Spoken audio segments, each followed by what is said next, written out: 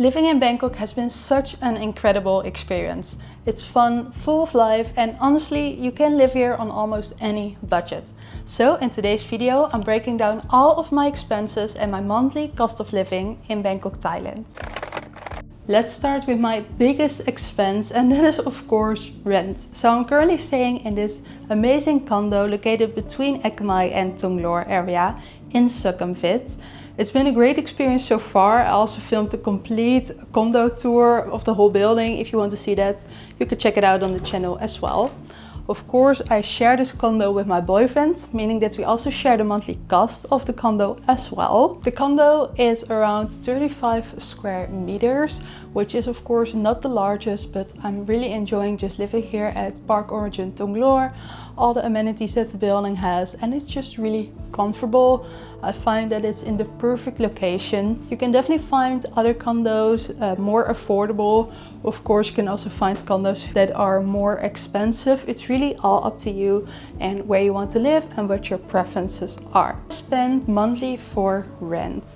Well, the condo in total costs us $1,000 per month, meaning that divided by 2 for me and my boyfriend, it comes down to around $500 per month, which I'm actually pretty happy with. That is not including utilities. For utilities, I can now say that we pay around $60 per month for utilities. Also divided by 2, it comes down to $30 per month, including water and electricity. We have 2 airco systems, so that's something good to mention and keep in mind as well. And that of course, this is a newer condo, not the newest, but it is definitely newer. Coming all the way down to $530 for me personally, what I'm spending on utilities and my rent. Bangkok is a city with some of the worst traffic jams. However, getting around is pretty easy and convenient. Personally, I mostly use the BTS or the Grab app to book a bike or a normal taxi. For the BTS, I would say getting a Rabbit card is a must, definitely if you're gonna live in Bangkok. The Rabbit card itself costs around $6, where half of that amount goes to the deposit fee for the card and the other half you can already use to get on to the BTS. Getting a Rabbit card has just been so easy, as you can really hop on the BTS and it's just really time saving instead of standing in line the whole time to get a new ticket. And yes, I do use Grab for all of my other taxi rides, also for the bikes. It's just so quick and I also find it quite fun just hopping on the bike and exploring and seeing Bangkok from that point of view. For transportation, I will spend around $60 per month, and that is in mind that I almost travel every day to another location. Food in Bangkok can be as cheap or as fancy as you want it to be. I usually mix local street food with going out to restaurants or ordering food from the Grab app. If you eat mostly local, like a pad kra pao, I would count on around a few dollars per meal. If you want to go out to a nice restaurant or maybe Western food, I would count on around $20 to $30 per meal. And besides that, you can find desserts and sweet treats literally anywhere in Bangkok, and those can start from $1 to a few dollars. Let's talk about groceries. So I do part of my groceries online and the other part I get in the store, as there are 2 large grocery stores close to our condo. We have the Tops and the Big C. And although we do eat out most of the time, I still need some groceries. Think of things like water, for example, but also other things like fruits, vitamins, sometimes laundry supplies. It really has a bit of everything. On average, I would say I spend around $20 to $30 per week on groceries. So I think that's pretty okay, honestly. But what about going out for like a coffee or something? Let's talk about that. Well, what about the coffee? I'm currently in an amazing cafe in Ekmai area, and I would say for like a basic coffee at, for example, the Amazon cafe, you can get it for around $2. For coffee like this with coconut milk, you will pay around $4 to $5. So that's what I'm also spending at most cafes if I'm working outside of my condo or of a co-working space in the condo building itself as well. Honestly, I think it's a great change up of your normal environment, and I really do enjoy to go out from time to time. So combining all those 3 food costs, so cafe, groceries and going out for food, it comes down to a total of around $750 per month, which I do feel comfortable with. Once again, it can be a lot more affordable, it can be a lot more expensive. It really depends on your own spending habits. But regarding food, I get to enjoy so much different kitchens and food in general that I'm overall just very happy with the amount of spending that I do on this specific part, also because it's such a big part of your day-to-day life. So it's good if you get to enjoy it as well. Over to something very important, and that is my insurance.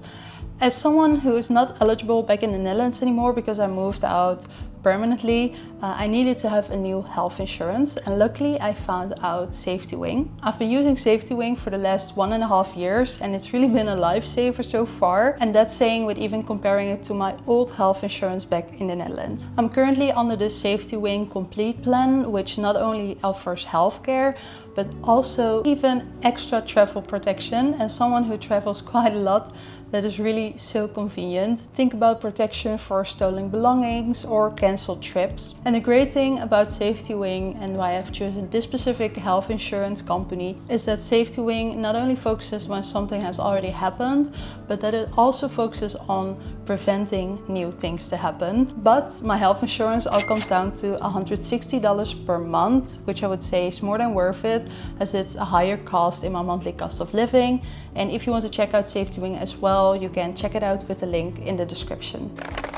With living in Bangkok, there also comes a lot of fun stuff and fun activities. But how much do I actually spend per month on fun things to do? Well, it really depends, but right now I'm actually in Central World, a large shopping mall here in Bangkok. Perfect, of course, for shopping, but also for other activities like going to the cinema.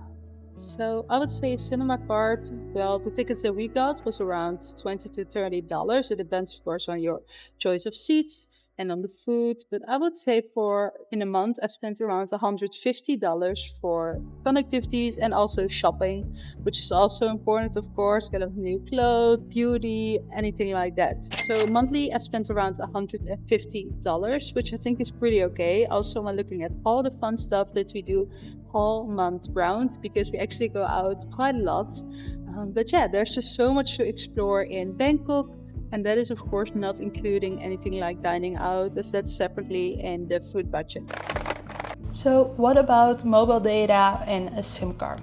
So I chose to already get a SIM card for a whole year. Subscription based, I get 100 gigabytes per month, which is more than enough for me, as I'm also working on Wi-Fi a lot at home, in the condos or in the building, or if I'm working from a cafe. So the 100 gigabyte works perfectly fine for me. I already paid the amount upfront, ending up that I paid $70 for a whole year, which comes down to around $6 per month.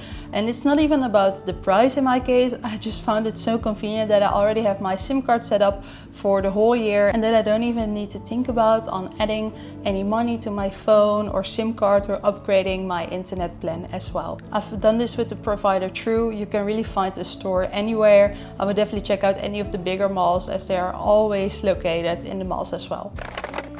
And that's it on all my monthly expenses living here in Bangkok. I'm aware that I'm living a very comfortable lifestyle here. I'm so thankful that I'm even able to spend my time here living in Bangkok. It's been a great experience so far. I find it important to mention that, of course, you can live a lot more affordable in Bangkok or any other city, and of course a lot more expensive as well.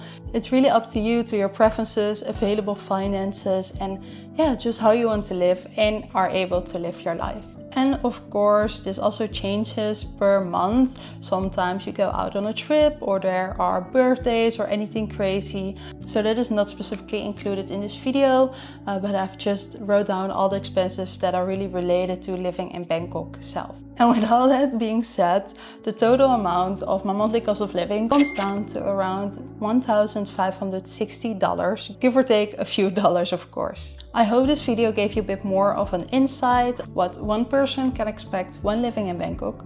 Thank you so much for watching. If you want to see more of Bangkok life, then definitely check out this video, as you're probably gonna like it as well.